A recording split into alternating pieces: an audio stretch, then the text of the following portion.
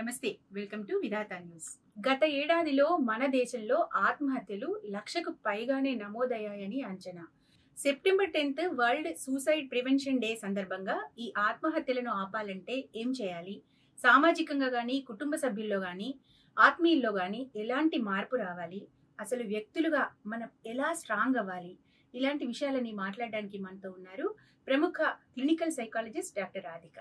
September 10 మనం ఆత్మహత్యల నివారణ దినోత్సవంగా మామూలుగా ఎవ్రీ ఇయర్ జరుపుకుంటూనే ఉంటాము.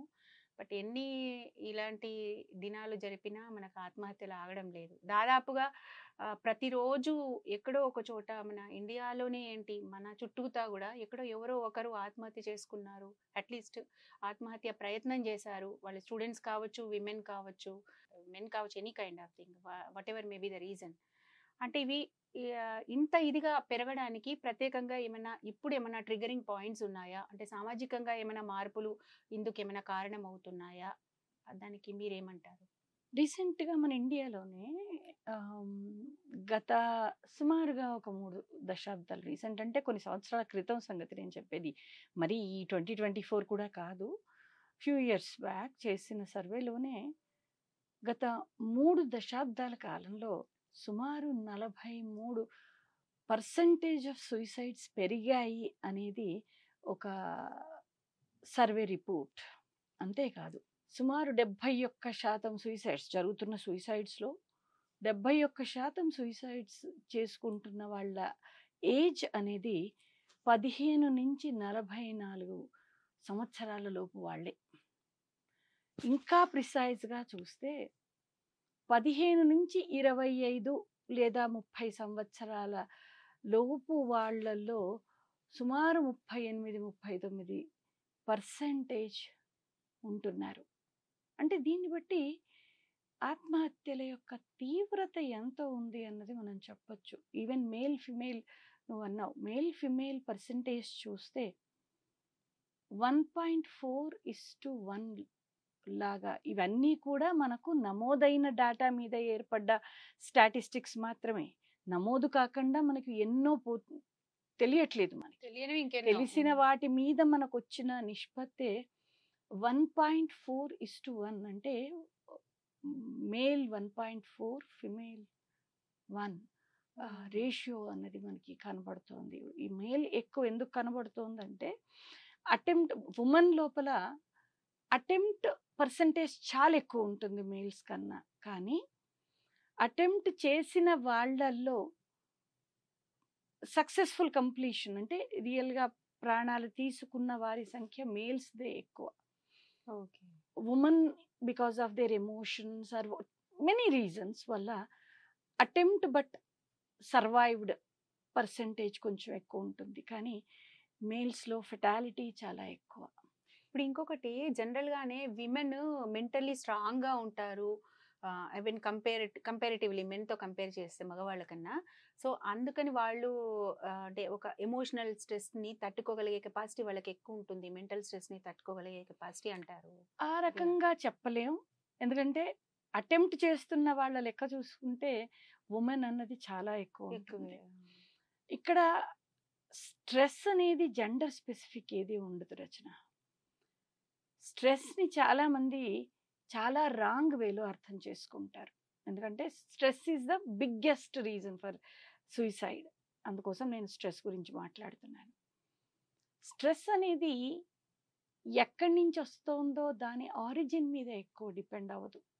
దానికి మనం ఎలా రియాక్ట్ అవుతున్నాం, దట్ ఈస్ ద క్రైటీరియా ఎప్పుడైనా కూడా. కాబట్టి ఎంతో పెద్ద విషయంలో కూడా ఎక్కువ రియాక్ట్ కాకుండా చాలా ధైర్యంగా ఎదుర్కొనే వాళ్ళు ఉన్నారు. చిన్న చిన్న వాటికే తల్లడిల్లిపోయి కంప్లీట్గా ఎమోషనల్గా డ్రెయిన్ అయిపోయిన వాళ్ళు ఉన్నారు.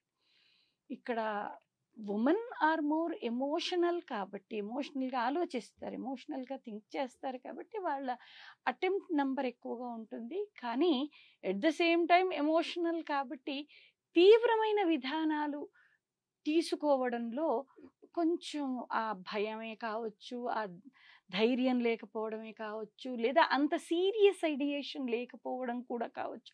రకరకాల కారణాలు ఇక్కడ. ఉమెన్లో సక్సెస్ రేట్ కన్నా మగవాళ్ళు వాళ్ళు అటెంప్ట్ చేశారంటే they want to die and they will die. ఆ రకంగా జరుగుతూ ఉంటుందన్నమాట. ఇప్పుడు మామూలుగా విమెన్‌లో అయితే ఎక్కువ మటుకు రిలేషన్‌షిప్ కారణాలు, ఎమోషనల్‌గా వాళ్ళు మోర్ ఎమోషనల్ అవ్వడము కారణం అవుతాయి అని అనుకుంటూ ఉంటాం జనరల్‌గా. బట్ ఓవరాల్‌గా అసలు ఈ సూసైడ్ అటెంప్ట్ దాకా వెళ్తున్నారు అంటే బేసిక్‌గా కారణం ఏంటి? అంటే వీళ్ళు స్ట్రాంగ్‌గా లేకపోవడమా? లేకపోతే వాళ్ళ ట్రిగ్గరింగ్ ఫ్యాక్టర్స్ ఎక్కువ ఇది చేయడమా? అసలు బేసికల్‌గా suicide is a cry for help అంటాం. ప్రపంచంలో పుట్టిన ఏ ప్రాణికి కూడా, ముఖ్యంగా మనుషులకి, నువ్వు 100 ఏళ్ల వాళ్ళని అడిగినా కూడా ఎవరు చావాలనుకోరు. Suicide is not their desire. చాలామంది సూసైడ్ చేసుకోవడానికి ధైర్యం ఉండాలి, లేదా సూసైడ్ చేసుకోవడం అన్నది రకరకాలుగా మాట్లాడతారు. అసలు ఫస్ట్ ఆఫ్ ఆల్ సూసైడ్ అన్నది ఆప్షన్ అన్నది ఎవరైనా కూడా when they feel helpless, when they feel that nothing is going to help me and in this situation I can't bear it, నేను దీన్ని తట్టుకోను లేను, ఇక్కడ నాకు ఏ రకమైన హెల్ప్ లేదు, సో ఇలా ఉన్నదానికన్నా నేను ఈ పరిస్థితుల్లోంచి మాయమైపోతే నాకు ఈ ప్రాబ్లం అన్నది పోతుంది. అందుకే suicide is a cry for help అంటూ ఉంటాం. అంటే ఒక రకంగా ప్రాబ్లం నుంచి ఎస్కేప్ అయ్యే ప్రయత్నం అనుకోవచ్చు. ఎగ్జాక్ట్లీ. అందుకే యాజ్ ఆన్ టుడే నువ్వు సొసైటీలో చూస్తే చాలామంది, ఈవెన్ మేము కూడా కొంతమంది ఫ్రెండ్స్ కలిపి దర్శిక అని ఒక సూసైడ్ ప్రివెన్షన్ హెల్ప్ లైన్ నడిపిస్తూ ఉన్నాం. రోషిని వాడుతుంది. ఇలా చాలా చాలా నంబర్లు కూడా, అంటే ఫ్రీ నంబర్స్ ఉన్నాయి సూసైడ్ ప్రివెన్షన్ దీనికోసం నేషన్ వైడ్లో కూడా. సో వాళ్ళు ఆ హెల్ప్లెస్ ఫీల్ అవుతున్న టైంలో ఒక ధైర్యం, ఒక అవగాహన, ఒక చిన్న ఆశా కిరణం వాళ్ళకు కనపడితే అసలు సూసైడ్ అన్న పదమే ఉండకుండా పోతుందని నేను నమ్ముతాను. బికాజ్ వాళ్ళకి ఆ టైంలో ఎన్నో చాలా ఎగ్జాంపుల్స్ నువ్వు పేపర్లో చూసినా ఎక్కడ చూసినా కనబడుతూ ఉంటాయి. ఆ టైంలో మనం వాళ్ళతో మాట్లాడిన ఒక మాట, వాళ్ళకు కనిపించిన, మనం ధైర్యం ఇవ్వకున్నా పర్లా, వాళ్ళకు ఒక ఆశా కిరణం, light at the end of the tunnel లాగా వాళ్ళకు మనం కనిపించేట్టు చేసినా కూడా మనం ఖచ్చితంగా ఇచ్చేయచ్చు. ఈవెన్ నా ప్రాక్టీస్లో I have very few incidences where, అంటే మాకు ఒక ఇది ఉంటుంది, సూసైడ్ టెండెన్సీ ఉన్న వాళ్ళకి బిహేవియరల్ కాంట్రాక్ట్ అంటాం దాన్ని. మేము వాళ్ళతో ఒక కాంట్రాక్ట్ లాగా మాట్లాడతామన్నమాట. నువ్వు రాత్రి 1 గంటకైనా పర్లేదు, వెనెవర్ యూ ఫీల్ సూసైడల్, నువ్వు చేసుకోవాలా వద్దా నేను మాట్లాడట్లేదు, బట్ ఒక్కసారి నాకు ఫోన్ చేసి నాతో మాట్లాడిన తర్వాతే నువ్వు ఈ యాక్షన్ కన్నా వెళ్ళాలి, కానీ మాతో మాట్లాడకుండా వెళ్ళొద్దు, and I will be available for you. నా ఫోన్ ఎప్పుడూ కూడా స్విచ్ ఆఫ్ అయ్యి ఉండదు, నా ఫోను సైలెంట్ మోడ్లోకి వెళ్ళదు 24/7. జనరల్గా అది ఎంతో ఎమర్జెన్సీ ఉంటే తప్ప, ఈవెన్ నా ఫోన్ ఎప్పుడూ కూడా నా సైలెంట్లో పెట్టి పడుకోను, నేను నాకెక్కడో దూరంగా కూడా పెట్టుకోను, కొంచెం దూరంలో పెట్టుకుంటాను. అండ్ స్విచ్ ఆఫ్ అయితే అసలు ఉండదు, ఆల్వేస్. నేను బయటికి వెళ్తున్నా కూడా ఎంబడి బ్యాటరీ పెట్టుకుని ఉంటాను. అండ్ ఐ కెన్ సే నేను అట్లీస్ట్ ఒక 2-3 ఇన్సిడెన్సెస్లో ఖచ్చితంగా వాళ్ళకి నేను నిలబడగలిగాను. ఆ టైంలో they said thank you, now I'm feeling better ma'am, it's okay అని చెప్పి. సో నేను అనేది ఏంటంటే, సూసైడ్ అనగానే వాళ్ళు ఏదో కొన్ని ప్రాపర్ ప్లాన్ చేసుకుని కూడా చేస్తారు, కానీ అన్నిటి వెనకాల ఉండేది ఒక హెల్ప్లెస్నెస్, ఒక నిరాశ, నిస్పృహ, ఏం జరగదు ఇంకా, ఇది ఏది మారదు అనే ఒక నమ్మకం. ఆ నమ్మకాన్ని మనం కదిలించిన, వాళ్ళకు ఒక ఆశా కిరణాన్ని మనం చూపించగలిగిన, ఖచ్చితంగా వాళ్ళు బయటపడతారు. కాబట్టి సూసైడల్ మోడ్ అన్న దాన్ని మనం ఏదో ఇంకా వాళ్ళు ఇది ఇంతే అన్నది కాదు. రెండవ పాయింట్ నేను చెప్పదలుచుకుంది ఏంటంటే, సూసైడల్ మోడ్లోకి రావడానికి చాలా కారణాలు ఉన్నాయి. To start with genetical loading కూడా, ఎందుకంటే సూసైడ్కి 80% ఆఫ్ ద కేసెస్లో depression is the reason. Untreated or under treated depression అన్నది యాజ్ సచ్ అదేదో అలా ఉంటుంది అని కాదు. డిప్రెషన్ అన్నది వాళ్ళు కొంత ప్రాబ్లమ్స్తో స్ట్రగుల్ అవుతూ ఒక స్టేజ్లో వాళ్ళు ఆ రకమైన మానసిక స్థితికి వస్తూ ఉంటారు. అంటే అది ఎక్కడో ప్రోగ్రెస్ అవుతూ వస్తూ ఉంటుంది. ఆ ప్రోగ్రెస్ అవుతున్న టైంలో ఏ చిన్న ఇంటర్వెన్షన్ కొంచెం వాళ్ళను అందులో ఆ దారిలోంచి పక్కకు తీసుకెళ్ళినా కూడా వాళ్ళు అటు వెళ్ళరు. కానీ చాలాసార్లు అలా జరుగుతూ ఉంటుంది. బట్ మచ్ ఆఫ్ ద కేసెస్లో 80%, more than 80% I can say ఖచ్చితంగా అది డిప్రెషనే కారణమై ఉంటుంది. ఒక మనిషి డిప్రెషన్లో వెళ్ళడానికి ఎవరింట్లో అయితే మేము అందుకే మా దగ్గర కేసు వచ్చినప్పుడు ఫస్ట్ అడుగుతాం, మీ ఫ్యామిలీలో సూసైడ్ హిస్టరీ కానీ డిప్రెషన్ హిస్టరీ కానీ ఉందా? ఒక 10% 20% వరకు జెనెటికల్ లోడింగ్ ఉండడానికి అవకాశం ఉంటుంది. అలా అని సూసైడ్ చేసుకున్నప్పుడు వాళ్ళ పిల్లలు ఖచ్చితంగా సూసైడ్ చేసుకుంటారని కాదు. వల్నరబిలిటీ, బికాజ్ నేను డయాబెటిక్. నా వల్నరబిలిటీ ఏంటి? మా మెటర్నల్ సైడ్ మా అమ్మ సైడ్ వాళ్ళందరికీ కూడా డయాబెటీస్ ఉండేది. సో హెరిడిటీ పాసిబిలిటీ ఉంది కాబట్టి నేను కొంచెం మోర్ ప్రికాషియస్గా ఉండాలి. నాలో వల్నరబిలిటీ టు డిప్రెషన్ అన్నది ఉంది అని నాకు తెలిస్తే, నా ఫ్యామిలీ హిస్టరీలో కనపడితే నేను కొంచెం ప్రికాషనరీగా ఉండాలి. నా చుట్టూ ఉన్న వాళ్ళు కూడా కొంచెం ఆ రకమైన ఎన్విరాన్మెంట్ని ఫ్రీగా ఉంచడానికి హెల్ప్ అవుతుంది. అలాగా 10 to 20% హెరిడిటీ ఉంటుంది, కానీ మిగిలిన 80% మన చేతిలోనే ఉంది. ఆ 80% రీజన్స్లో చెప్పాలంటే చుట్టూ ఉన్న సామాజిక పరిస్థితులు, మన ఎమోషనల్ స్ట్రెంగ్త్స్, మన అడ్వర్సిటీ కోషంట్ అంటూ ఉంటాం మనం సాధారణంగా. నేను 5 Qs గురించి మాట్లాడుతూ ఉంటాను. Physical quotient, intellectual quotient, emotional quotient, spiritual quotient, adversity quotient. మొదటి 2 అన్నవి కొన్ని చాలా వరకు న్యాచురల్గాను మన యొక్క ఇమ్యూనిటీ ఇలాంటి ఫిజికాలిటీస్ ఉంటాయి. బట్ మిగతా 3 మన చేతుల్లో ఉంటాయి. మన ఎమోషనల్ కోషంట్, అసలు మన సెల్ఫ్ అవేర్నెస్ మనకి ఎంత ఉంది, ఎదుటి వాళ్ళ గురించి అర్థం చేసుకోవడానికి మొదలు మనలో ఎంత ఎంపథెటిక్ థింకింగ్ ఉంది, మనం ఏ రకంగా అర్థం చేసుకోవడానికి ట్రై చేస్తున్నాం, మన బిలీఫ్ సిస్టమ్ ఎంత మసకబారి లేకుండా ఉంది, అంటే ఎలాంటి బయాసెస్ లేకుండా ఉంది, ఇవన్నీ కూడా కారణమవుతాయి. మనం ఎలాంటి ఎన్విరాన్మెంట్లో అసలు ఫస్ట్ పెరుగుతూ ఉన్నాం, మన ఇంట్లో అమ్మా నాన్నల ఆలోచన విధానాలు, వాళ్ళ రియాక్షన్స్ ఎలా ఉన్నాయి, చుట్టుపక్కల నైబర్హుడ్లో ఎలా ఉంది, పెరుగుతున్న కొద్దీ ఫ్రెండ్స్ సర్కిల్, అందుకే సత్సంగత్యం అని మాట్లాడుతూ ఉంటాం.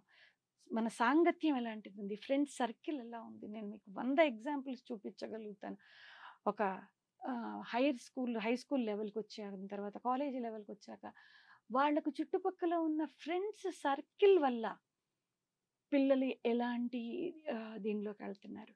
అండ్ పేరెంటల్గా చూసినప్పుడు కూడా అఫ్కోర్స్ ఇవాళ రేపు పిల్లల పేరెంటల్ స్కిల్స్ ఇవన్నిటి మీద రీసెర్చ్ చేస్తున్నారు, పిల్లల్ని బాగా చదివిస్తున్నారు, ఆడపిల్లల్ని కూడా బాగా చదివిస్తున్నారు, ఫైనాన్షియల్ డిపెండెన్సీ ఉండకుండా చూసుకోవడానికి ప్రయత్నాలు చేస్తున్నారు.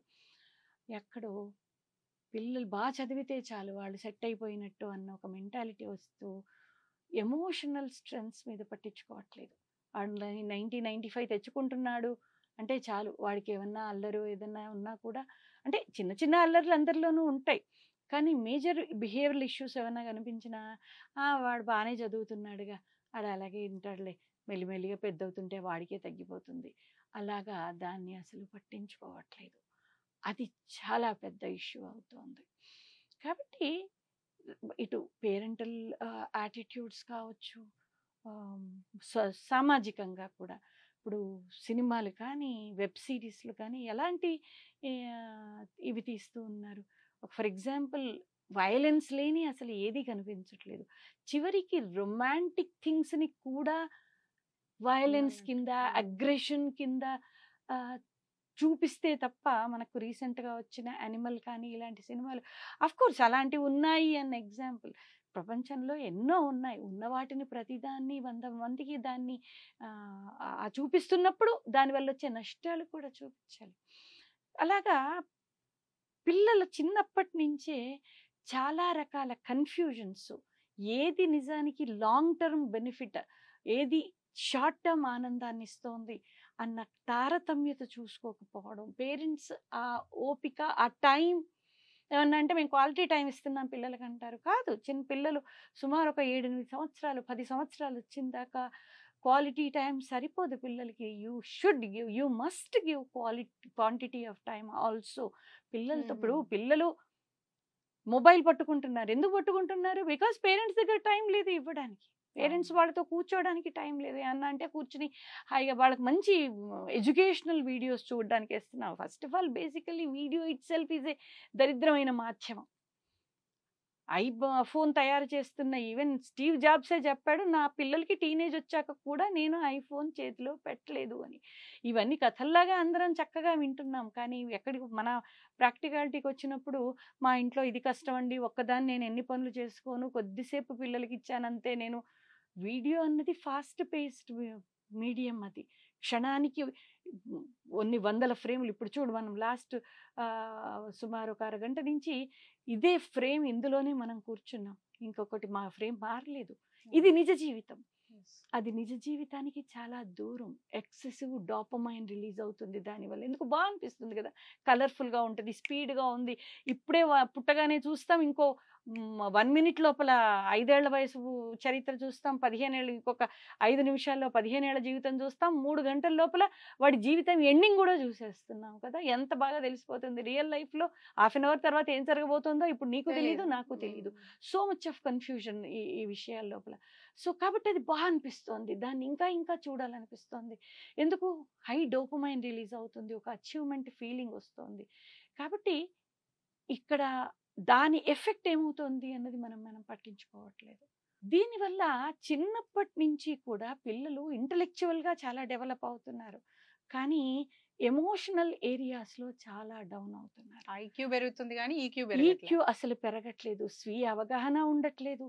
బయట వాళ్ళ దానికి తోడు ఇంట్లో అమ్మ నాన్నల యొక్క ఏమంటారు ఆ హార్మోనియస్ రిలేషన్ కానీ, లేదా పిల్లల ముందు కొన్ని చర్చించాలి, ఏవి చర్చించకూడదు, ఎలా ఉండాలి, ఒక ఇష్యూ ఉంటే దాన్ని ఎలా డీల్ చేయాలి అన్న దగ్గర మొదలు పేరెంట్స్ దగ్గరే ఆ ఎమోషనల్ స్ట్రెంగ్త్ తక్కువ ఉన్న నేపథ్యం ఉన్న ఇళ్లలో అది ఇంకా వర్సన్ అవుతుంది. దానివల్ల చిన్న చిన్న వయసుల్లోనే రిలేషన్షిప్స్లోకి వెళ్ళడము, ఆ చిన్న ఏజ్ల్లో బ్రేకప్లు, రిలేషన్షిప్లు, రకరకాల కాన్సిక్వెన్సెస్. ఇంకా కొన్ని చోట్లలో ఈ వైలెంట్ వీడియో గేమ్స్, వీటి వల్ల నార్మలైజేషన్ అంటాం దీన్ని. అంటే ఇప్పుడు మన సొసైటీలో ఎవరైనా కరప్టెడ్ అఫీషియల్ ఉన్నాడని చెప్తే దాని పెద్ద సీరియస్గా తీసుకోం మనం. ఎందుకు, తెల్లవారి చూస్తే 100 మందిలో ఒక 95 మంది మనకు అలాగే కనబడుతున్నారు. 5 కూడా నాకు ఐ డౌట్, ఏదో ఒక సినిమా నాకు గుర్తు రావట్లేదు, ఎన్టీఆర్ సినిమాలో ఒక అతను నేను చావడానికి రెడీ అవుతాను కానీ సంతకం పెట్టను అంటాడు, Rajiv Kanakala. I forgot the name of the movie. But అలాంటి వాళ్ళు ఎక్కడో సినిమాల్లో కనబడుతున్నారు, ఈ జీవితంలో ఉన్నారా లేదా ఐ డౌట్. ఉంటే ఎక్కడో ఉండొచ్చు మనలాంటి వాళ్ళకి కనబడని లెవెల్లో, అండ్ వాళ్ళ జీవితాలు దుర్భరంగానే ఉంటున్నాయి. ఇవన్నీ వాళ్ళు ఉన్నా వాళ్ళను ఉండనిచ్చే లెవెల్లో సొసైటీ ఉండట్లేదు. అది మనం కూడా దాంట్లో కొంత భాగస్వామ్యం ఉందని మనం చెప్పచ్చు. So the issue is that ఇలా ప్రతి విషయం ఏదైతే మంచిది కాదు, ఏదైతే ఇది చెయ్యకూడదు అన్న భయం కానీ భక్తి కానీ ఉన్న కొన్ని పాయింట్స్ ఈ మధ్య కాలంలో, గత ఈ 3-4 దశాబ్దాల కాలంలో చాలా విషయాలు నార్మల్ అయ్యాయి. Aggression is very normal. వాడు కత్తితో చంపితే చంపాడు అన్నది మాత్రమే కాదు, ఆ కత్తికి ఎలా రక్తం ఉంది, ఆ డ్రాప్ బై డ్రాప్ ఎలా పడుతుంది, దాని ఆ థిక్నెస్ ఎంత ఉంది, అది ఎంత పల్చగా ఉంది, ఎంత చిక్కగా, అంత డీటెయిలింగ్తో మనం పిల్లలకి చూపిస్తున్నప్పుడు ఖచ్చితంగా జుగుప్సపడుతూనే, భయపడుతూనే దానికి అట్రాక్ట్ అవుతూ పోతూ ఉంటారు. So violence is becoming normal. Video గేమ్స్లలో కూడా సేమ్, కొడితే ఆ బ్లడ్ ఎలా స్ప్లాష్ అవుతుంది, ఎలా దానికి పడుతుంది, ఇలా ప్రతిదాన్ని వైలెన్స్ని తెల్లవారు లేస్తే చూసి వైలెన్స్ బికమ్ నార్మల్. పిల్లల లోపల మనం వింటూ ఉన్నాం, 7వ తరగతి పిల్లాడు 3వ తరగతి పిల్లల్ని చంపేశాడు. వైలెంట్ బిహేవియర్ అన్నది, అంటే నీకు నచ్చకపోతే నువ్వు దేనికైనా వెళ్ళొచ్చు అనేది మనం అది జరిగినప్పుడు అందరం దాన్ని ఏదో సెన్సేషనలైజ్ చేస్తాం. దాన్ని ఏదో 4 రోజులు అందరూ కూర్చుంటారు, చర్చలు పెట్టుకుంటారు, మాట్లాడతారు, సొల్యూషన్స్ దగ్గర ఇది చేయాలి, అది చేయాలి, అది చేయాలని అందరం మాట్లాడతాం, అయిపోతుంది అక్కడికి ఎండ్. మళ్ళీ ఎవరి పనుల్లోకి వాళ్ళు వెళ్ళిపోతున్నారు. మనం ఒకనాడు పెట్టిన గింజలే ఇవాళ పెరిగి పెద్దయి చెట్లయి మనం సతాయిస్తున్నాయి, ఇవాళ అది తట్టుకోలేకపోతున్నాం. ఇప్పుడు ఈ వైలెన్స్ కి మోర్ అట్రాక్ట్ అవ్వడము, ఎక్కువ వైలెన్స్ కి ఎక్స్పోజ్ అవ్వడం అనేది కూడా వాళ్ళ మెంటల్ స్ట్రెంగ్త్ ని తగ్గిస్తూ వస్తుందా? ఖచ్చితంగా కదా. ఇప్పుడు నేను ఎదుటివాడిని కొట్టి నోరు మోయించవచ్చు అన్నది నేర్చుకున్న పిల్లవాడు సడన్ గా నిన్ను ఎదుటివాడు అంతకు 2 ఇంతలు కొట్టొచ్చు అన్నప్పుడు హెల్ప్లెస్ ఫీల్ అవుతాడు. What should I do? And నాకు అవమానం జరిగింది 100 మంది లోపల, ఈ అవమానాన్ని ఎలా తట్టుకోను? ఫియర్ ఆఫ్ రిజెక్షన్, ఇట్లా ఇవన్నీ, fear of failure, fear of rejection, fear of ఏమంటారు, నలుగురిలో నేను చులకనైపోతాను, నన్ను ఏమనుకుంటారు, నేను అలా తలెత్తుకుని ఎలా తిరగలను. ఒక పరీక్షలో రీసెంట్గానే మనం విన్నాం, పరీక్షల్లో తక్కువ మార్కులు వచ్చాయి, నేను 90 వస్తుందని నేను అందరికీ గొప్పగా చెప్పాను, ఇప్పుడు నాకు 60% వచ్చింది. So I don't want to live, I die. NEET రాసింది ఒక అమ్మాయి ఆ మధ్యకాలంలో, తనకి క్వాలిఫైడ్ మార్క్స్ కూడా రాలేదు. So she went and 9 floors నుంచి కిందికి జంప్ చేసింది, సూసైడ్ చేసుకుంది. ఈవెన్ పేరెంట్స్ కూడా ఇప్పుడు 98 మార్క్స్ రాలేదు, 97 వచ్చాయి అని కూడా ఒక్క ప్రెషర్ పెడుతున్న వాళ్ళు ఉన్నారు. భయపడుతూ నిజం చెప్పాలంటే ప్రెషర్ పెట్టిన తల్లిదండ్రులకు కూడా ఏం కుదవలేదమ్మా. ఇప్పుడు ఇవాళ రేపు ఇవన్నిటిని చూస్తూ భయపడిపోతున్నారు తల్లిదండ్రులు కూడా. ఎక్కడ ఏం చేసుకుంటారో పిల్లలు అని కూడా నిజం చెప్పాలంటే వాళ్ళు ఏం చేసినా చేయిస్తున్నా అక్కడ ఆ రకంగా సమస్యలు వస్తున్నాయి. ఓవరాల్గా చెప్పాలంటే ఎక్కడ గట్టిగా పట్టుకోవాలి, ఎక్కడ వదలాలి, ఒక సూపర్వైజరీ మోడ్ అనేది ఎలా చేయాలి అనేది ప్రస్తుతం ఉన్న వాళ్ళ జీవన సరళిలో ఎక్కడా తేడా రాకుండా ముందుకెళ్ళడము అన్నది కష్టం అవుతుంది వాళ్ళకి. సో ఎక్కడో ఈ పునాదులు అన్నవి చిన్నప్పటి నుంచే ఆ ఎమోషనల్ డిఫికల్టీస్ని తట్టుకోలేకపోవడం, లైఫ్ స్కిల్స్ లేకపోవడం. అసలు ఒకప్పుడు చిన్నప్పుడు మాకు ఎన్ని క్లాసెస్లో ఎన్ని చెప్పేవాళ్ళు, అసలు మామూలుగా హిందీ పాఠం చెబుతూ కూడా మధ్యలో లైఫ్ స్కిల్స్ క్వశ్చన్స్ వేసి మమ్మల్ని ఇది ఇలా చెయ్యాలని చెప్పే టీచర్లు ఉండేవాళ్ళు. మాకు పాఠంలో భాగంగా చెప్పేవాళ్ళు. పాఠాల్లో భాగాలుగా మా హిందీ సార్ మాట్లాడుతూ జనరల్ నాలెడ్జ్ క్వశ్చన్లు, లైఫ్ స్కిల్ క్వశ్చన్స్, ఎలా క్వశ్చన్ ఏమంటారు, ఎలా దాన్ని చదవాలి, ఎలా దీన్ని తెలుసుకోవాలి, తిడితే దాన్ని ఎలా హ్యాండిల్ చేయాలి, ఇలాంటి ఎన్నో విషయాల్ని పాఠాలముగా భాగంగా చెప్పేవాళ్ళు. దానికోసం స్పెషల్ పీరియడ్స్ కూడా ఉండేవి. అలాంటిది as and today everybody is worried about ఎంత పోర్షన్ అయింది, ఎన్ని మార్కులు తెచ్చుకున్నారు, 95 వచ్చాయా, 98 వచ్చాయా, ఆల్మోస్ట్ ఆల్వేస్ దీని మీదకే పోతూ ఉన్నారు.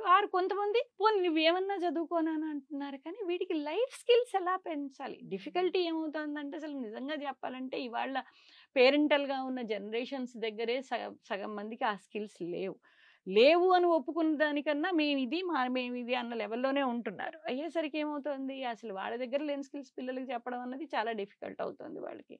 సో పిల్లలు అంతకన్నా కూడా డౌన్ అవుతున్నారు. పోనీ ఇంట్లో ఫ్యామిలీలో ఉన్నా లేకన్నా ఎడ్యుకేషనల్ సిస్టమ్ ఎందుకు వాళ్ళ రేపు తల్లిదండ్రుల కన్నా ఎక్కువ స్కూళ్ళల్లోనే పిల్లలు ఎక్కువసేపు ఉంటారు. తల్లిదండ్రుల దగ్గర ఉండే టైం చాలా. దానికి తోడు ఈ ట్యూషన్లు ఇవన్నీ.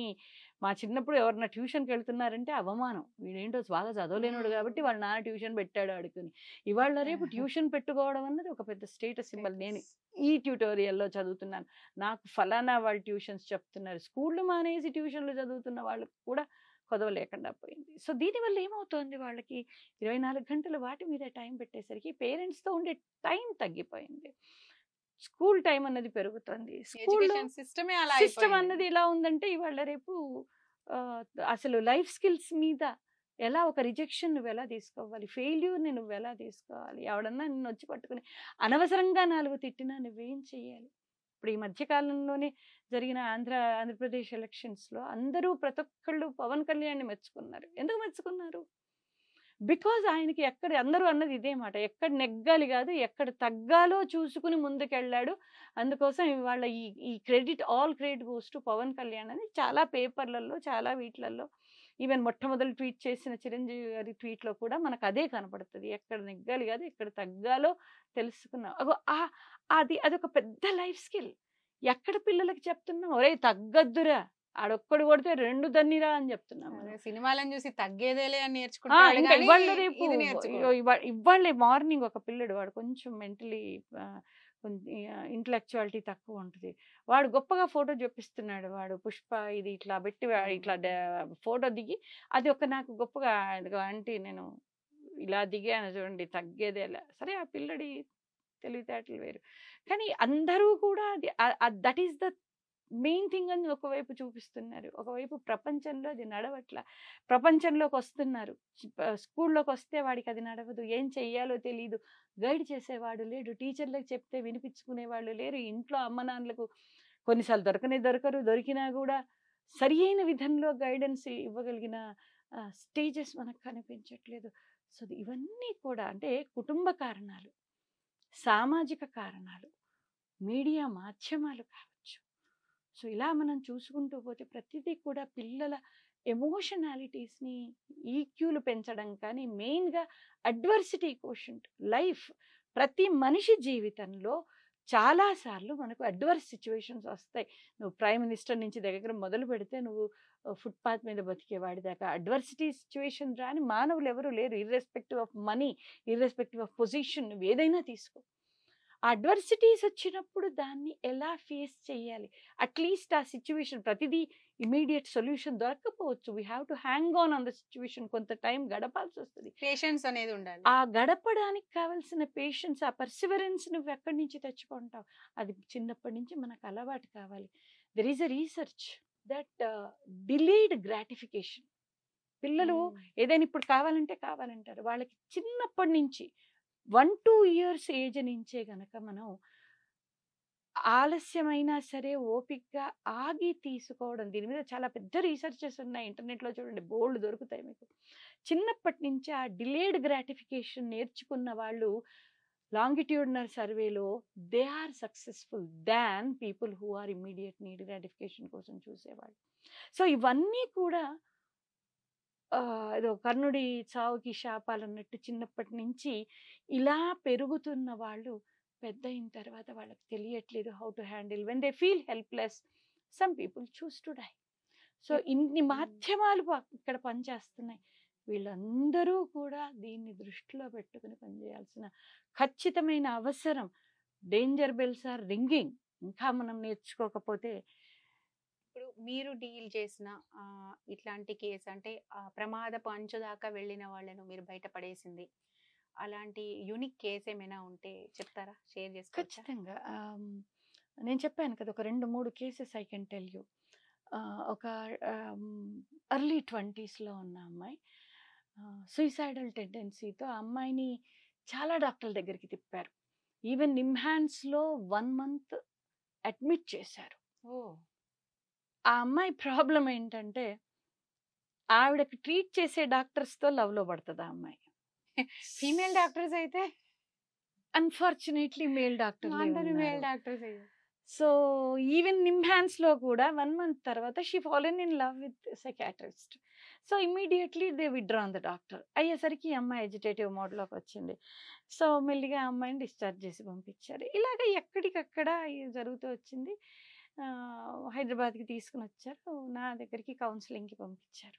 ఆ అమ్మాయితో వివరంగా మాట్లాడితే చిన్నప్పటి నుంచి కూడా ఇంట్లో ఒక ఎమోషనల్ సపోర్టివ్ ఎన్విరాన్మెంట్ లేదు. మంచి వాళ్ళే అమ్మా నాన్నలు, ఏ ఇంట్లోనైనా సమస్యలు ఉంటాయి భార్యాభర్తలకి, అది వేరే విషయం. కానీ చదువుకోవడానికి అన్ని రకాల ఎన్విరాన్మెంట్ ఇచ్చారు. కానీ ఆ అమ్మాయి ఎమోషనల్ డిఫికల్టీస్లో దే కుడెంట్ స్టాండ్. తెలియదు వాళ్ళకి, వాళ్ళు అంత కొంచెం lower middle clause type of environment.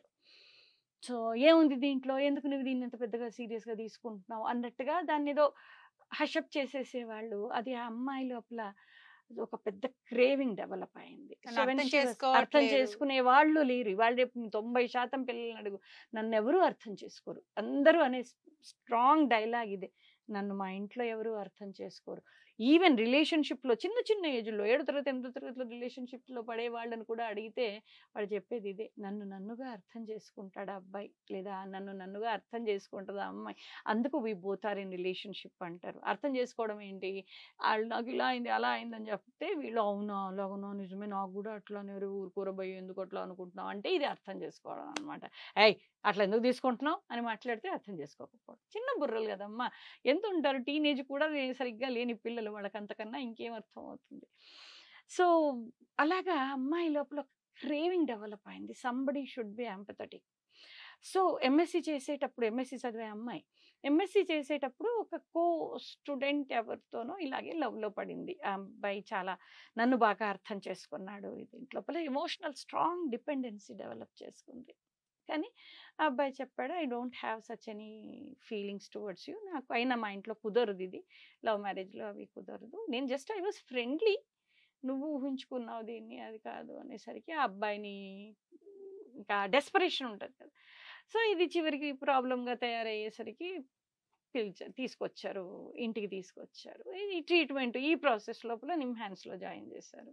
మన ఇండియాలోనే ఒక one of the best hospitals NIMHANS అనేది. సో అక్కడ జాయిన్ చేశారు. Obviously as a treating doctor చాలా స్వీట్గానే మాట్లాడతాను కదా నేను. ఎవరు యంగ్స్టర్, వెరీ చిన్నవాడు, psychiatrist. So she fall in love with him. నిజానికి అక్కడ అంత పెద్ద హాస్పిటల్లో ఎక్కడ మరి అందుకు ఇదైందో సడన్గా దే విత్డ్రాన్ ద డాక్టర్ కాదు, దానివల్ల చాలా తల్లడిల్లిపోతారు. అయితే ఆ అమ్మాయి నా దగ్గరికి తీసుకొచ్చినప్పుడు నేను చెప్పాను, ఫస్ట్ ఆఫ్ ఆల్ థింగ్స్ అంటే షార్ట్గా చెప్తున్నాను నేను నీకు, అమ్మ ఇది లవ్ కాదు, అందరూ లవ్ అనుకుంటారు దీన్ని, ఇది లవ్ కాదు, ఇది ఎమోషనల్ డిపెండెన్సీ. ఎమోషనల్ డిపెండెన్సీ వల్ల ఎందుకు, he talk to you sweetly, he నీకు ఏది చెప్పినా నీతో ఎంపథెటిక్ రియాక్ట్ అయ్యాడు. యాజ్ ఎ డాక్టర్ అలాగే అవుతాం ఎవరమైనా కూడా. అబ్బాయి యంగ్గా ఉన్నాడు, సో నీకు అది లవ్ అనిపిస్తోంది, అది కాదు, ఇది నీ నిజానికి ఎమోషనల్ వాయిడ్, ఆ దాని ఫిల్ కాకపోవడం వల్ల.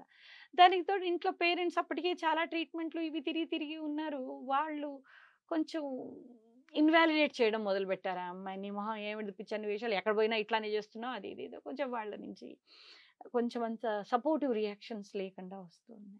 ఒకరోజు ఇలాగే కూర్చుని ఆన్లైన్ సెషన్ చేస్తున్నాను, ల్యాప్టాప్లో గూగుల్ మీట్లో సెషన్ తీసుకుంటున్నాను. జనరల్గా ఫోన్ పక్కన పెడతాను నేను, సైలెంట్లో పెట్టి పక్కన పెడుతూ ఉంటాను.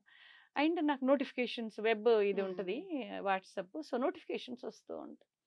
So suddenly I got a notification that ma'am నా పక్కన బ్లేడ్ ఉంది, నేను కూర్చుని ఉన్నాను, I'm about to cut my hand, ఎప్పుడు చూడు కొట్ చేసుకుంటుంది, కట్ మై హ్యాండ్, బట్ మీరు చెప్పారు కదా, నేను చెప్పాను కదా we make a behavioural contract.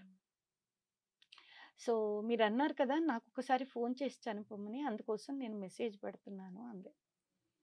So immediately what ever session I was taking వాళ్ళకి చెప్పాను, సారీ ఇట్స్ వెరీ ఎమర్జెన్సీ, నాకు ఒక మెసేజ్ వచ్చింది ఒక పేషెంట్ నుంచి, ఎమర్జెన్సీ ఇది, నేను I will continue after some time, but please excuse me for, నేను సెషన్ మధ్యలో ఆపుతూ ఉన్నందుకుని వాళ్ళకి చెప్పి, ఆ పర్లేదు నీ వాళ్ళు కూడా దాన్ని ఇది చేయలేదు. So immediately I called her, I talk to her for 45 minutes. 45 minutes తర్వాత నవ్వింది. ఏం లేదు, నేను చెప్పిన కాన్సెప్ట్ ఈజ్ దట్, సరే ఇప్పుడు నువ్వు అంటున్నావు కదా కట్ చేసుకుంటాను అంటున్నావు, ఆయన లేకపోతే బ్రతకలేను, నాకు మాటి మాటి గుర్తుకొస్తుంది. అదే ఆ సైకియాట్రిస్ట్ గురించే, సైకియాట్రిస్ట్ గురించి, ఎందుకంటే అది అయిపోయింది, నా మైండ్ లో ఈ ఫిక్సేషన్ ఏర్పడిపోయింది, ఈ ఫిక్సేషన్ పోవట్లేదు. ఎందుకు, why is not at least friends గా నన్నా ఉందామని చెప్పా, ఎందుకంటే నేను చూడకపోతే బతకలేను అనుకుంటున్నాను. నేను అదే చెప్పాను, మీ అమ్మ నాన్న ఉన్నారు, నువ్వు చదువు కోసం ఉన్నావు, బతకలేవా, నువ్వు మీ అమ్మ నాన్న చూడకుండా బతకలేను అనుకున్నావా, ఏం లేదు నేను బాగానే ఉన్నాను. మరి బాగానే ఉన్నావు అంటే దాని అర్థం మీ అమ్మ నాన్నని నువ్వు ప్రేమించట్లేదని అర్థం. లేదు లేదు అలా ఇలా అవుతుంది, మరి ప్రేమిస్తే చూడకుండా ఉండగలుగుతాం, అసలు అలా ఉండలేకపోతున్నామంటే అది ప్రేమ కాదు. ఎగ్జాక్ట్లీ. సో అలా ఆ అమ్మాయితోనే చెప్పించాను నేను. సో ఇట్స్ ఏ టెక్నిక్ అనమాట. సో అలా ఆ అమ్మాయితోనే చెప్పేస్తూ 40 minutesలో కామ్ అయింది. నిజం మేడం, నేను ఐ హ్యావ్ తెలివైన పిల్ల, మళ్ళీ అలా తను రియలైజ్ అయిందంటే వర్క్ చేసుకుంటుంది. ఆ రోజు నుంచి ఈ రోజు వరకు నాకు మళ్ళీ ఆ అమ్మాయి ఫోన్ చేయలేదు. వాళ్ళ పేరెంట్స్ నుంచి మాత్రం మధ్యలో ఎప్పుడో మెసేజ్ వచ్చింది, నావిడేస్ కొంచెం బెటర్ మేడం, పిహెచ్డి ప్లాన్ చేసుకుంటోంది, పిహెచ్డి చేద్దామని చెప్పేసి ఏదని చెప్పారు. సో నేను అదే చెబుతున్నాను, టైమ్లీ ఇంటర్వెన్షన్. నువ్వు టైమ్లీగా నేను నిజానికి అమ్మ నేనున్నాను నీకెందుకు, నేను నిలబడి నిన్నేదో బతికిస్తాను, లేకపోతే ఆయన నిన్ను కలుపుతాను, ఇలాంటివి నేను చేయలేదు. Just I made her to realize where actually she is feeling helpless. She is helpless because ఆ ఆలోచనలు సతాయిస్తున్నాయి. ఆలోచనలు రానంతసేపు బాగుంది, ఇక్కడ ఆయన కాదు సతాయిస్తుంది, ఆ అమ్మాయి ఆలోచనలు సతాయిస్తున్నాయి. కాబట్టి ఆలోచనలు హ్యాండిల్ చేసుకోవడం నేర్చుకుంటే నో పెయిన్. ఎగ్జాక్ట్. అబ్బాయితో పెళ్ళి అవుతుందా కాదా, ఆయన ఒప్పుకుంటాడా లేదా అన్నది సెకండరీ, చెప్పలేం. కొందరు నచ్చుతారు, కొందరు ఒప్పుకుంటారు, కొందరు ఒప్పుకోరు, అది వేరు విషయం. ఫస్ట్ ఆఫ్ ఆల్ అబ్బాయి గురించి ఏం తెలుసు, స్వీట్ గా మాట్లాడాడు. నిజానికి ఇంట్లో ఇంటికి వెళ్తే ఏ తాగుబోతూ అయ్యుండొచ్చు, లేదా ఉమనైజర్ ఏదన్నా అయ్యుండొచ్చు కదా, మనకు తెలియదు. ఇప్పుడు పెళ్ళి అంటే it's not about sweet talking, right? So కాబట్టి నేను చెప్పగలను. ఇంకో ఎగ్జాంపుల్, ఇప్పుడు ఒక అమ్మాయి అయితే ఇప్పటికీ నాతో టచ్ లో ఉంటది. She is working as a content writer, very creative girl, ముస్లిం పిల్ల, కంటెంట్ రైటర్ గా పనిచేస్తుంది. అంతకుముందు కౌన్సిలింగ్ లో ఉండేది. సడన్లీ ఒకరోజు ఇలాగే రాత్రి 9 o'clock ఆ ప్రాంతంలో ఇలాగే సేమ్ కౌన్సిలింగ్ లో ఉన్నాను, పక్కన మొబైల్ పెట్టుకున్నాను, నాకు ఆ నోటిఫికేషన్ వచ్చింది. So immediately I stopped and talk to her. So ఒక 1.5 hours 2 hours మాట్లాడాల్సి వచ్చింది ఆ అమ్మాయితో. Now she came back, she taken divorce from family గొడవలు కాబట్టి అంత భారీ ఏమంటారు మ్యారీడ్, న్యూలీ మ్యారీడ్ పిల్ల, అప్పుడు 6 నెలలు 8 నెలలు అయింది అంతే పెళ్ళి. హస్బెండ్ కూడా ఉన్నాడు పక్కన. ఆయనతో మాట్లాడాను, అమ్మాయితో మాట్లాడాను. తర్వాత వచ్చింది, డైవోర్స్ తీసుకుంది. ఇప్పుడు ఇక్కడ ఇప్పటికి 2-3 జాబులు మారింది. ఇప్పుడు చక్కగా నెలకు ఒక 30-40 వేలు సంపాదించుకుంటుంది. హైయర్ స్టడీస్కి ప్లాన్ చేసుకుంటుంది. సో అలాగనమాట. ఇట్స్ నాట్ ఎప్పుడు, అందుకే సూసైడ్ అనేది అదేదో డిజైర్ లేకపోతే వాళ్ళ డెసిషన్ కాదు. డెసిషన్ తీసుకుంటారు, but it can be changed. కాకపోతే ఆ కరెక్ట్ టైంలో ఇన్ టైంలో ఒక హెల్ప్ అనేది వాళ్ళకి హెల్ప్ అనేది ఎట్లా, వాళ్ళు రియల్ గా ఎక్కడ హెల్ప్లెస్ ఫీల్ అవుతున్నారు అన్నదాన్ని. అందుకే దట్ ఈస్ ద బిఫ్రెండింగ్. ఇప్పుడు సూసైడ్ ప్రివెన్షన్ లో ఇప్పుడు ఇలా సైకాలజీ చదివిన వాళ్ళందరూ ఉండరు. వాళ్ళకు బిఫ్రెండింగ్ నేర్పిస్తాం అంతే. వాళ్ళకి బిఫ్రెండింగ్ ఈజ్ లైక్, నీ ఎమోషన్స్ నీకు ఎనిమిగా పనిచేస్తున్నాయి తల్లి, ఇక్కడ నిజానికి నీ reasons are not your enemies అని వాళ్ళతో మాట్లాడుతూ వాళ్ళతోనే చెప్పించే స్కిల్ తెలుసుకోవడం అన్నది బిఫ్రెండింగ్ స్కిల్. ఓకే, ఎప్పుడైతే వాళ్ళే వాళ్ళే చెప్పగలుగుతారో, నేను జడ్జిమెంట్ చేసి చెప్పాను అనుకో, మీకేం తెలుసండి నా మనసులో జరుగుతోంది అంటారు. ఇంట్లో వాళ్ళు జనరల్ గా చేసేది అది. ఇంట్లో వాళ్ళు ఏం చేస్తారు, నీ తెలియట్లేదు, ఇది నీ ప్రాబ్లం, ఇది నీ సమస్య, ఇదిగో నేను చెబుతున్నాను కదా, నువ్వు ఇలా ఇది చేస్తున్నావు, దీని బదులు ఇలా చేయి, ప్రాబ్లం చాలు. ఎలా చెప్తామమ్మా? Is there any straight cut solution for any problem? వాళ్ళ ప్రాబ్లం నువాన్సెస్ వాళ్ళకి తెలుస్తాయి. ఎవ్వరని చెప్పే సలహాలు ఎవరికి కూడా సలహాలు పనిచేయవు. అందుకే కౌన్సిలింగ్లో చాలా మంది సలహాలు చెప్తాం అనుకుంటారు. Counselling is empowering process. మేమేమీ చెప్పం, నన్ను అడిగినా చెప్పను.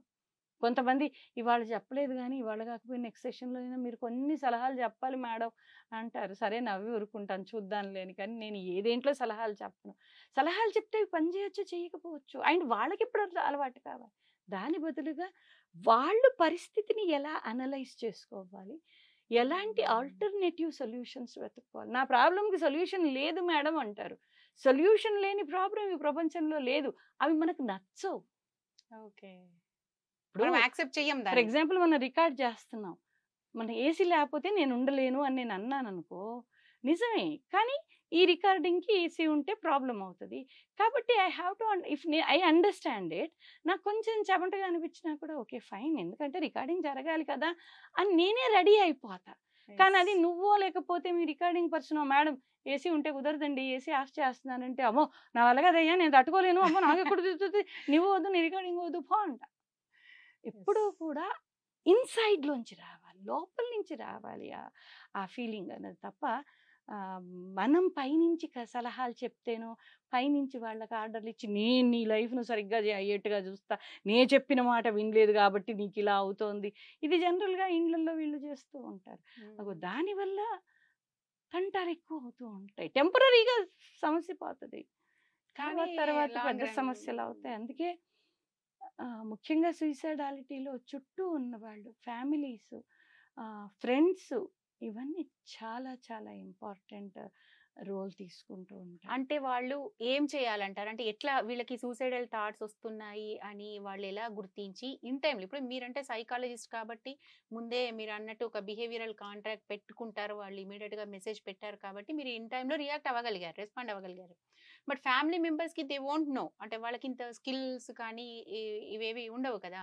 సో వాళ్ళు ఎలా తెలుసుకోవాలి? అంటే వీళ్ళకి సూసైడల్ థాట్స్ వస్తున్నాయి అంటే, ఒక ఫ్యామిలీ ఇంటి యజమాని కావచ్చు, భర్త కావచ్చు, భార్య కావచ్చు, పిల్లలు కావచ్చు, వాట్ ఎవర్, ఒక ఫ్యామిలీలో ఎలా తెలుసుకోవాలి? వాళ్ళు ఎలా రెస్పాండ్ అవ్వాలి? ఏం చేయాలి అసలు? సూసైడల్ ఐడియేషన్ ఉన్నవాళ్ళు, స్ట్రాంగ్ ఐడియేషన్ ఉన్నవాళ్ళు ఖచ్చితంగా కొన్ని సైన్స్ చూపిస్తారు. వాళ్ళ ఇష్టమైన వస్తువులు గివ్ అవే చేయడం, ఇది నువ్వు ఉంచేసుకో, ఇది నీ పెట్టేసుకో, పంచిపెట్టి. ఇక నేను ఎలాగో ఉండట్లేదు కదా, ఓకే నేనే లేనప్పుడు నాకెందుకు ఇవన్నీ. ఆర్ సూసైడ్ గురించి మాట్లాడుతూ ఉంటారు. చాలామంది మన భయపెట్టించడానికి, మన ఏదో బ్లాక్మెయిల్ చేయడానికి అంటున్నారు అనుకుంటారు.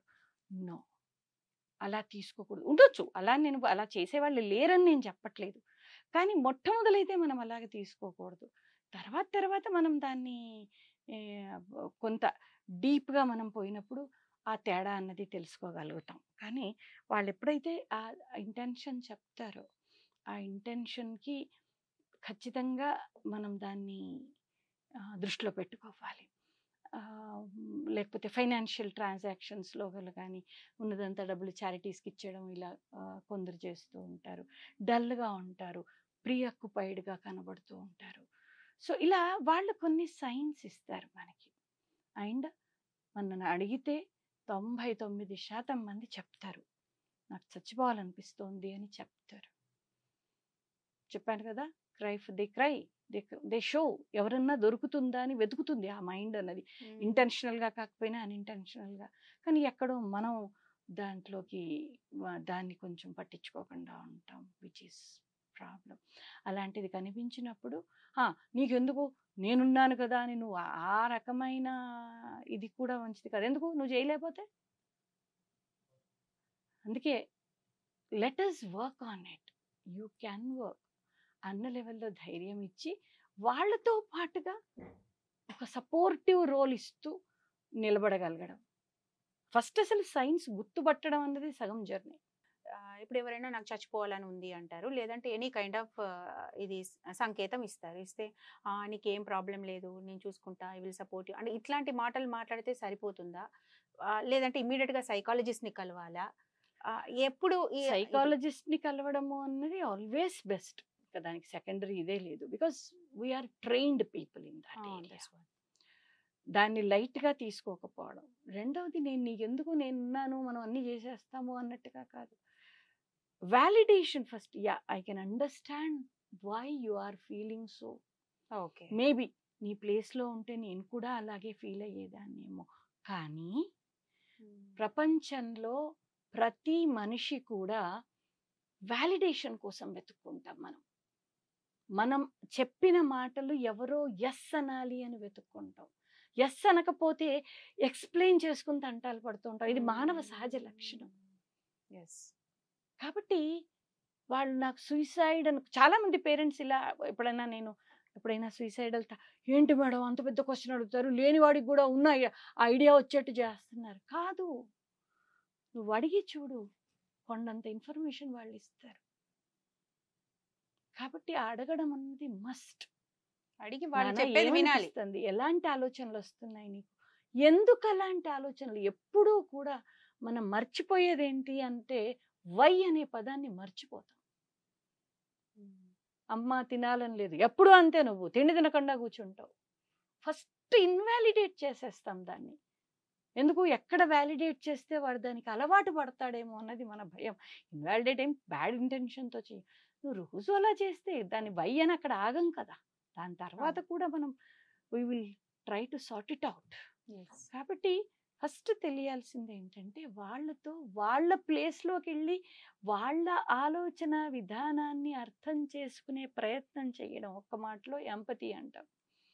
సహానుభూతి, సానుభూతి కాదు, సహానుభూతి ఉండాలి మనిషికి.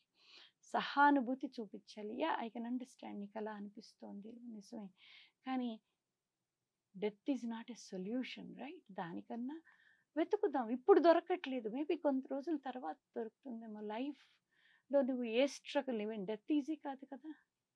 దాని బదులుగా మనం ఆల్టర్నేటివ్స్ వెతుకుదాం. మేబీ ఇలా చేస్తే బెటర్ ఏమో, అలా చేస్తే బెటర్ ఏమో, ఇలా చేస్తే బెటర్ ఏమో అనేది మనం అప్పుడున్నప్పుడు అలాంటి ఆలోచనలు దొరికినప్పుడు నిజం చెప్పాలంటే అంతకుముందు లైఫ్లో వాళ్ళు ఎన్నో స్ట్రగుల్ అయ్యి ఉంటారు. స్ట్రగుల్ లేని జీవితం ఏదీ లేదు కదా. అండ్ అంత వర్స్ట్ కేసులో ఉన్నప్పుడు ఉన్నాం, మేమందరం ఉన్నాం కదా, చూద్దాం, ఏదో సొల్యూషన్ వెతుకుదాం. డోంట్ గివ్ అష్యూరెన్సెస్, నీ అప్పులు నేను తీరుస్తాను కాదు. మొన్న ఒక అబ్బాయితో మాట్లాడాను నేను 1.5 or 2 hours. నాకు తెలిసిన వాళ్ళ అక్క కొడుకు ఈ బెట్టింగ్ దీనిలలో ₹1,00,00,000 కన్నా ఎక్కువ పోగొట్టుకున్నాడు. నెలకు 50,000 60,000 సంపాదిస్తున్నవాడు అన్నీ పక్కన పెట్టుకుని ఈ బిట్ కాయిన్లు ఏవో వచ్చాయి కదా ఇవాళ, వీటన్నిటిలో పెట్టేసి 1,00,00,000కి పైగా అప్పాయింది. సో ఆ అబ్బాయితో ఫోన్లో మాట్లాడాను. నిజానికి ఎవరు తీరుస్తారు ₹1,00,00,000 అప్పు? తీర్చుకోవాలి. అన్ని పనులు ఆపేసాడు ఇన్ని రోజుల నుంచి. ఇప్పుడు అవి మొదలు పెడితే ఎలా ఉంటాయి ఏమి, అన్ని అన్సర్టెనిటీసే కదా. సో సూసైడల్ థాట్స్ వస్తున్నాయి, నేను చచ్చిపోతా అంటాడు, ఏదో అంటాడు. సో మాట్లాడాను, అబ్బాయికి నేను ఏమన్నా అష్యూరెన్స్ ఇచ్చానా, నేను తీర్చి పెడతారా బాబు నీ అప్పన్నానా, నేను కాదు కదా. కానీ ఒకరోజు ఒకప్పుడు 50,000 60,000 సంపాదించుకున్న వాడివి ఇవాళ కూడా అంతకన్నా ఇంకెక్కువ సంపాదించుకునే ఓ 2-3 నెలలు పడుతుండొచ్చు తప్ప. అంటే ఏ రకంగా నువ్వు లైఫ్లో అప్రోచ్ అవ్వకుంటూ పోతే maybe few years will be at a stake. అవును. కానీ ఆ తర్వాత ఈ లెసన్స్ నుంచి నేర్చుకున్న స్ట్రెంగ్త్తో నువ్వు ముందుకు వెళ్ళిపోగలుగుతావు. సో అన్న రకంగా నేను అబ్బాయిని చేసాను. అప్పుడు బాగున్నాడు పిల్లడు. అంతకుముందు అసలు లేవలేదు, తిండి తినలేదు, ఆ పిల్లని కనిపెట్టుకుని కూర్చోవలసి వచ్చింది, ఎప్పుడు ఏ క్షణాన ఏం చేస్తాడో అన్న భయంతో. Now he's better. దారేమీ అంత ఈజీ లేదు ఆ పిల్లడికి, పాపం కష్టం. ఏమంటారు, గుంటలో పడ్డాడు, లేవడానికి టైం పడుతుంది ఎట్లాగో. కానీ ధైర్యంతో ఎదుర్కోవడానికి, అమ్మో నా వల్ల కాదనుకోవడానికి ఉన్న డిఫరెన్స్ అంతే. సో కాబట్టి ఫ్రెండ్స్ కానీ, రిలేటివ్స్ కానీ, ఫ్యామిలీ మెంబర్స్ కానీ, వీళ్ళందరూ కూడా ఒక సపోర్ట్ టు స్టాండ్ బిహైండ్, వాళ్ళ పక్కన నిలబడడానికి ధైర్యం వాళ్ళకి ఇవ్వాలి. నీ స్ట్రగుల్స్కి మేము పక్కన నిలబడతాం నాకు చేతనైన లెవెల్లో. Don't feel that I'm alone.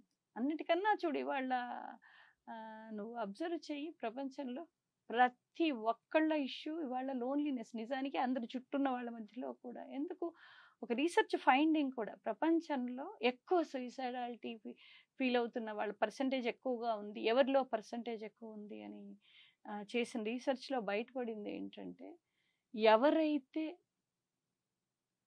Human రిలేషన్స్ని handle చేయలేకపోతున్నారు, ఎవరికైతే అసలు బంధాలు అనుబంధాలు సరిగ్గా లేవో వాళ్ళే ఎక్కువ. వాళ్ళు బంధాలు అనుబంధాలంటే అది బ్లడ్ రిలేషనే కానక్కర్లేదు, చుట్టుపక్కలే కానక్కర్లేదు, ఎవరైనా కావచ్చు.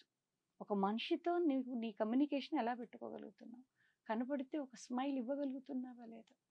కాబట్టి ఇప్పుడు ఫారిన్కి వెళ్ళినప్పుడు, నేను జర్మనీ వెళ్తే చూస్తాను, అసలు ఎవరు వాళ్ళ ముక్కు మొహం మనకి ఏమీ తెలియదు. సో అలా లిఫ్ట్లోకి ఎంటర్ అవుతూనే హలో అంటారు వాళ్ళు. అది ఎంత తెలియకుండానే మనలో సంబడి, మనకి ఎవడు తెలియదు వాళ్ళు పలకరిస్తున్నారు.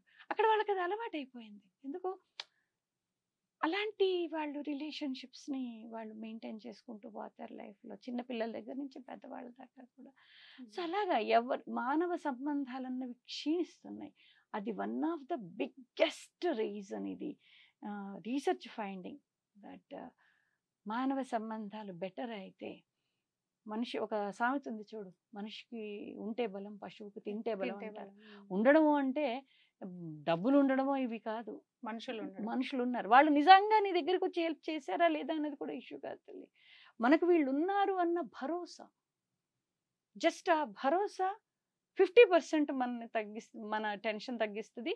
మనమే స్ట్రగుల్ అవుతాం. ఎవరు కూడా ఎవడి మీదో ఆధారపడి బతకాలని ఉండే, అంటే ఇవాళ రేపు ఎమోషనల్ స్ట్రెంగ్స్ లేక ఈ ఆధారపడ్డాలు ఎక్కువ అవుతున్నాయి. కానీ అదర్వైజ్ మన స్ట్రగుల్ మనం చేసుకుంటూనే ముందుకు పోతాం. కానీ సంబడి ఈజ్ దేర్. ఇప్పుడు దేవుడి కాన్సెప్ట్ను కూడా మనం అలా తీసుకోవచ్చు. దేవుడు ఉన్నాడు అన్న ధైర్యంతో మన ప్రయత్నం మనం చేసుకుంటూ పోతాం. Things fall in place and we go ahead.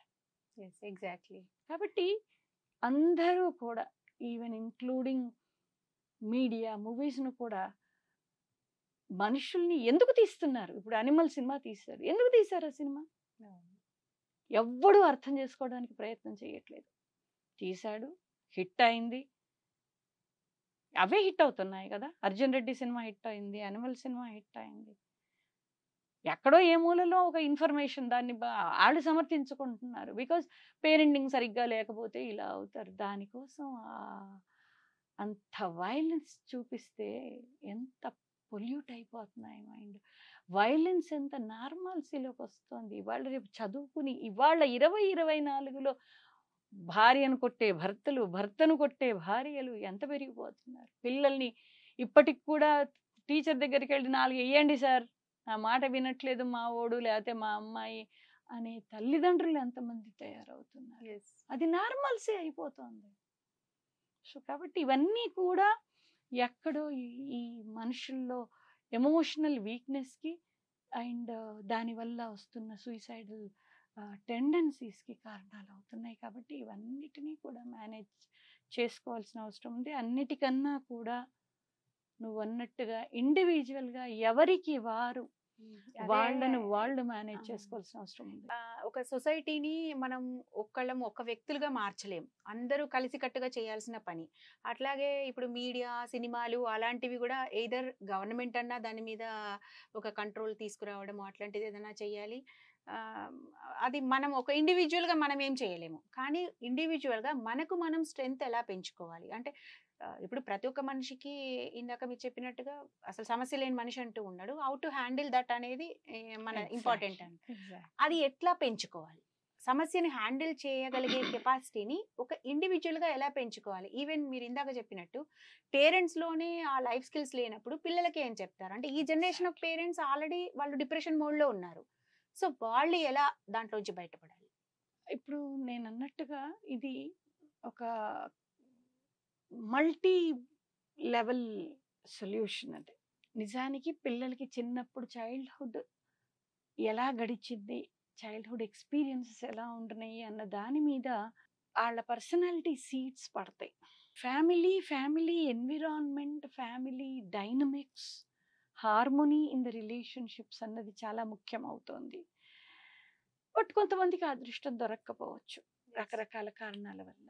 డైవోర్స్డ్ parents కావచ్చు, లేదా తెల్లవారులేస్తే గొడవలు పడే పేరెంట్స్ కావచ్చు, ఇన్సెక్యూరిటీస్ ఉంటుండొచ్చు, రిలేషన్షిప్ డిఫికల్టీస్ రకరకాలుగా. When it school comes, still there are some schools, still they are thinking about the human relations and life skills. But చాలా తక్కువగా, వేళ్ల మీద లెక్క పెట్టచ్చు, చాలా తక్కువ ఉన్నాయి. దో ఇవి చాలా ముఖ్యమైన మైల్ స్టోన్స్ అయినప్పటికీ కొంతమందికి ఆ మైల్ స్టోన్స్లో ఏమీ దొరకట్లేదు, ఉల్టా ఇంకా నెగిటివ్గానే they are developing their personality. అలా అని నేను చిన్నప్పటి నుంచి ఇలా పెరిగాను కాబట్టి నేను ఇంతే అనుకుంటే కుదరదు. పర్సనాలిటీ కాంట్ బి చేంజ్, పుట్టుకతో వచ్చింది పుడకలతో పోద్ది, ఇవన్నీ మాట్లాడతారు. అలా ఏమీ లేదు. కొంత మారకపోతుండొచ్చు. ఫర్ ఎగ్జాంపుల్, నేను చిన్నప్పటి నుంచి చాలా భయస్తురాలిని, రకరకాల రీజన్స్ వల్ల. ప్రతిదీ భయమే. ఏదన్నా ఒక చిన్న సమస్య వచ్చినా ఫస్ట్ ఊహించుకునే తత్వం, ఒకటి ఏదన్నా చెయ్యాలన్నా అమ్మో నా వల్ల కాదేమో అన్న భయం, ఇలాంటి భయాలతో పెరిగాను. I today like that? No. ఒక స్టేజ్లో ఎప్పుడైతే నేను అది గుర్తించానో, ఎప్పుడైతే దానివల్ల వస్తున్న డిఫికల్టీస్ని లేదా నష్టాల్ని, ఆ రూట్ కాజెస్ని గుర్తించడం మొదలు పెట్టాను, ఐ స్టార్టెడ్ వర్కింగ్. అండ్ ఇప్పటి వరకు నేను చాలా విషయాల్లో, అలాని జీరో అయిందని చెప్పగలనా? చెప్పలేకపోవచ్చు. మేబీ అది ఒక 10-20%లో మిగిలిండొచ్చు.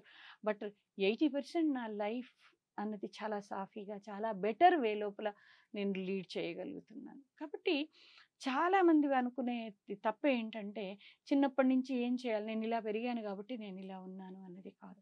ఎప్పుడైతే మనకు అవేర్నెస్ వస్తుందో, మనలో ఎక్కడుంది ఆ రూట్ కాజ్, దేనివల్ల నేను ఇలా తయారయ్యాను, బికాస్ నా వర్కింగ్ దాని మీద నాకు కాన్ఫిడెన్స్ లేదు, నేను సరిగ్గా చెయ్యలేను అన్నది నా ఫీలింగ్. ఓకే ఫైన్, ఆ ఫీలింగ్ ఎలా తగ్గించుకోవాలి? అది పోనీ, సరిగ్గా అవని అవ్వకపోని, లెట్ మీ స్టార్ట్. కొంచెం ఒళ్ళు దగ్గర పెట్టుకుని చేద్దాం, నలుగురి సలహాలు తీసుకుని చేద్దాం, కొంచెం చేసి ఆగుతూ ఎంతవరకు వచ్చిందో చూసుకుని చేద్దాం. ఇలాంటి మార్పులు తెచ్చుకుంటున్న కొద్దీ నా వ్యవహార శైలి మారింది, బెటర్ సొల్యూషన్స్ రావడం మొదలుపెట్టాయి, నా మీద నాకు కాన్ఫిడెన్స్ రావడం మొదలుపెట్టింది. That led to reduction of fear in certain activities. ఇప్పటికీ ఉన్నాయి కొన్ని విషయాల్లో చాలా భయపడిపోతాను, కానీ అనుకోకుండా అవి ఫేస్ చేయాల్సి వస్తుంది. నేను ఎంత అవాయిడ్ చేద్దామన్నా అవి నాకు ఎదురుగుండా వస్తున్నాయి. తప్పదు కదా, లైఫ్. నువ్వు అవాయిడ్ చేయలేకపోతావు కొన్నిసార్లు. దాన్ని ఎలా హ్యాండిల్ చేసుకోవాలి. కొన్నిసార్లు సొల్యూషన్ దొరకదు, you have to be hang on. నువ్వు అప్పుడు ఏడ్చి బాధపడి వర్రీ అయిపోయి ఏం చేస్తాం? దాని బదులు ఓకే, ఇప్పుడు సొల్యూషన్ లేదు, నేను ఓపిక పట్టుకోవాలి, నేను ఇప్పుడు దీన్ని వర్స్ట్లకు పోకుండా చూసుకోవడం కూడా నా గెలిపే. నేను ఇంకా కింద పడకుండా ఉండగలగడం కూడా నా గెలిపే. And count your blessings. నీకున్న మంచి ఏంటో చూసుకో లైఫ్లో, అప్పుడు కొంచెం ధైర్యం వస్తుంది. ఏదైతే చెడుగా జరుగుతుందో దాన్ని ఎలా చేద్దాం, నలుగురితో డిస్కస్ చేయి, తెలిసిన వాళ్ళతో డిస్కస్ చేయి, నలుగురితో నీ వెంటిలేషన్ కోసం కాదు. దాంట్లో నీకు కావాల్సింది నువ్వే నిర్ణయం తీసుకో, కానీ నీకు కావాల్సింది ఏదో వెతుక్కో, బుక్స్ చదువు, లేకపోతే ఏది కుదరకపోతే go to a therapist. Therapy అంటే సలహాలు చెప్పడం కాదు, థెరపీ అంటే ఎంపవర్ చేయడం. టైం పడుతుంది, ఇట్స్ వర్ది. ఇప్పుడు ఒక చిన్న సర్జరీ అయిందంటే ₹1,00,000 పెట్టుకోవడానికి వెనక ముందుగా. కానీ అదే థెరపీ మీద అంటే మన మాటలు మాట్లాడడానికి ఎందుకు డబ్బులు వేస్ట్ చేయడం అనుకుంటారు. కాదు, వెతుక్కుని ప్రాపర్ థెరపిస్ట్ని వెతుక్కోవాలి, మంచి ట్రైన్డ్ థెరపిస్ట్ని వెతుక్కోవాలి, అది వాళ్ళ బాధ్యత. ఇప్పుడు మనం కార్డియాలజిస్ట్ దగ్గరికి వెళ్తూ ఉంటే ఆయన రేటింగ్ ఎంత ఉంది ఇవన్నీ చూసుకుంటూ వెళ్ళట్లే. నేను సైకాలజిస్ట్ అనగానే వెళ్తున్నాను, అసలు వీళ్ళకు ఉన్న బేసిక్ క్వాలిఫికేషన్ ఏంటి, వీళ్ళు ఏం చదివారు, వీళ్ళు లైసెన్స్డేనా అలా చేయడానికి, ఇవన్నీ తెలుసుకుని వెళ్తే ఖచ్చితంగా బెటర్ అవుతారు. ఎంతోమంది అలా ఎంపవర్ అయిన వాళ్ళు కూడా ఉన్నారు.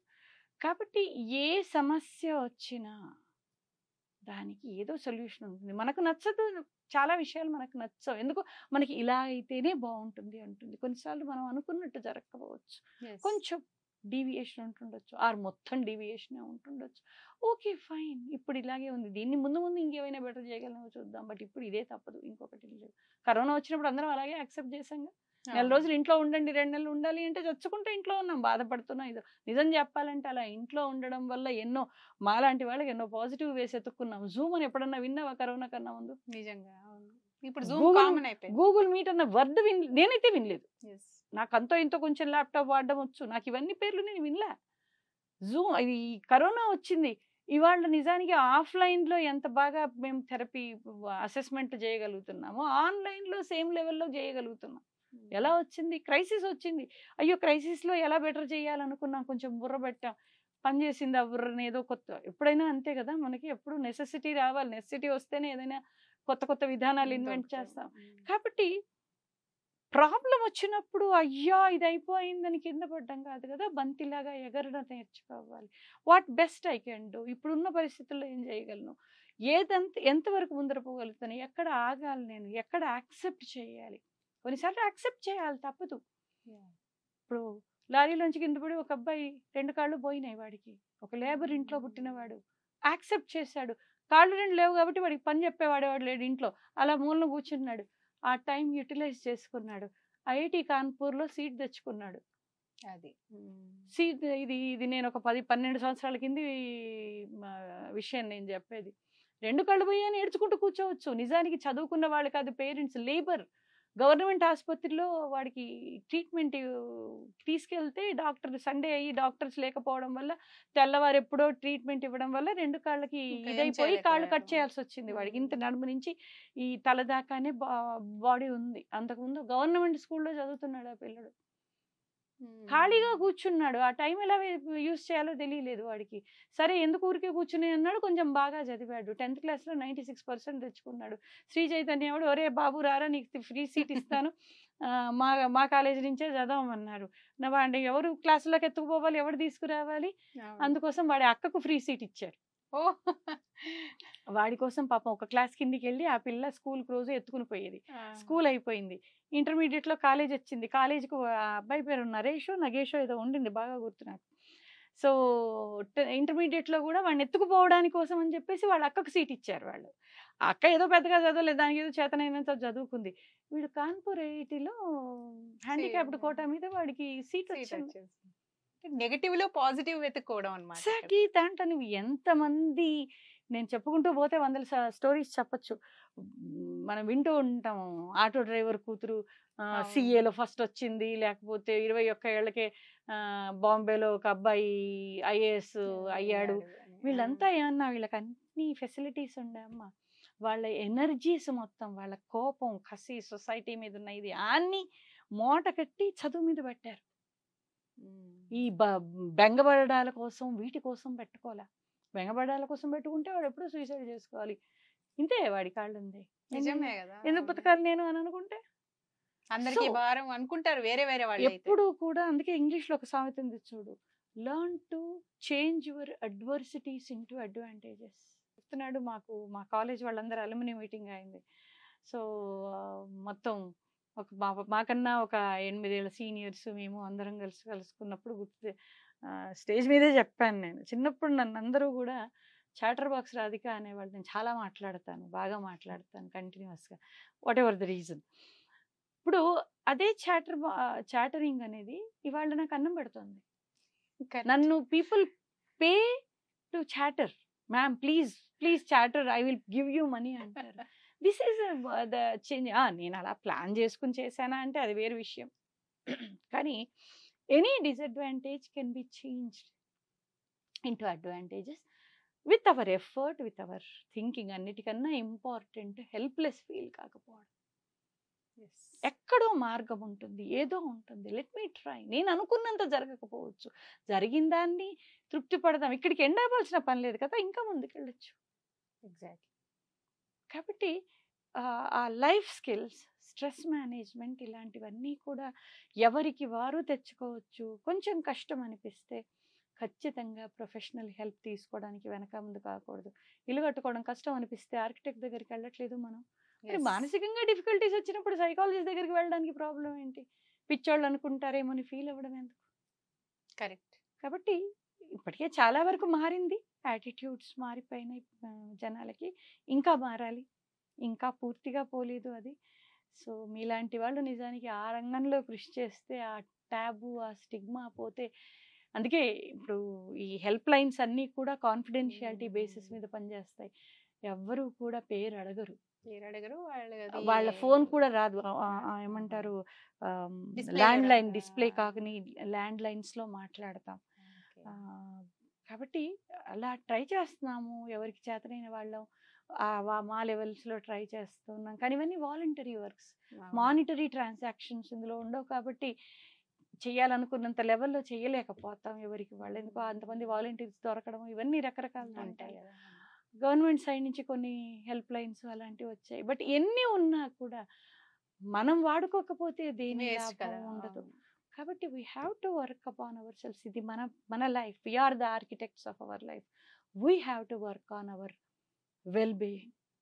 చచ్చి సాధించేది ఏమీ లేదు, బ్రతికుండి ఎన్నో సాధించవచ్చు. కొండలని కూడా పిండి చేసే కెపాసిటీ మనిషికి ఉంది అనుకుంటే సాధించగలిగింది ఏమీ లేదు. కాబట్టి ఎవరికి వాళ్ళు okay fine, now I'm helpless, unable to do it, but let me try some more ways. ఇంకో వే చేద్దాం, ఇంకో వేలో ట్రై చేద్దాం, ఇంకా బెటర్ వేలో ట్రై చేద్దాం. అవసరమైతే కొంచెం హ్యాంగ్ ఆన్ అవుదాం, కొంచెం కామ్ డౌన్ అవుదాం, కొద్దిగా టైం తీసుకుందాం. ఆ యాటిట్యూడ్లోకి రావాల్సిన అవసరం.